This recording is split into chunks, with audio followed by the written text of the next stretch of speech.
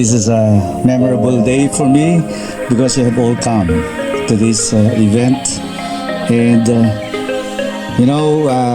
priesthood is always a very beautiful experience precisely because you always become part of the lives of people. Mula sa kanilang pagsilang hanggang sa kanilang pagpanaw.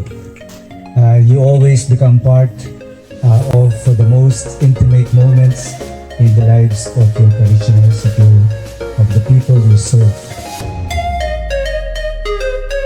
Putihin naming Diyos Ama, alam namin na Ikaw ang nagbigay ng buhay at tumawag sa mga maglilingkod sa iyo bilang iyong pari. Nagpapasalamat po kami sa okasyong ito na pinagdiriwang namin ng ika-31 anibersaryo ng pagtawag mo kay Father Roland Tuason na binigyan mo rin po siya ng mahabang buhay at pagkakataong makapaglingkod sa amin.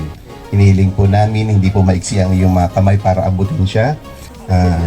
At pagalingin po siya ng lubusan sa kanyang mga nararamdaman.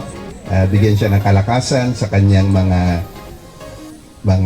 adikain at mga gawain, at lalo mas marami pa sanang mga tao ang kanyang maakay patungo sa iyo. Hinihiling po namin bendisyonan po yung aming pagtitipon, 10 po ng mga kamag-anak at mga kaibigan namin, at pati itong aming pagkain tatanggapin sa ngalan ng Ama at ng Anak at ng Espiritu Santo. Amen.